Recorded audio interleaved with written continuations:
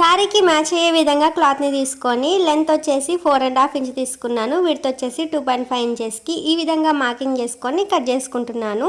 ఇప్పుడు వీటిని మధ్యలోకి ఫోల్డ్ చేసుకొని ఈ విధంగా క్రాస్గా మార్కింగ్ చేసుకొని స్టిచ్ వేసేసుకుంటున్నాను. ఇలా స్టిచ్ చేసేసుకున్న తర్వాత ఎడ్జెస్ని కట్ చేసేసుకొని రివర్స్లో తీసుకొని ఇలా ఫోల్డ్ చేసేసుకొని గ్లూ పెట్టేసుకుంటే మనకి ఇది ఒక షేప్లో ఫామ్ అయిపోతుంది అన్నమాట.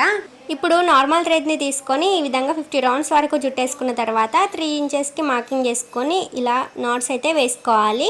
ఇప్పుడు వీటిని మనం కట్ చేసుకోవాలన్నమాట. మిడిల్లో కట్ చేసుకుంటే మనకు టాజిల్స్ లాగా వస్తాయి. ఇలా కట్ చేసుకున్న తర్వాత మధ్యలోకి ఫోల్డ్ చేసుకొని మన దగ్గర ఉన్న గోల్డ్ థ్రెడ్తో కానీ జరీ థ్రెడ్తో కానీ ఇలా జుట్టేసుకొని నాట్స్ వేసేసుకుంటే మన టాజిల్స్ అనేవి రెడీ అయిపోయినట్టే.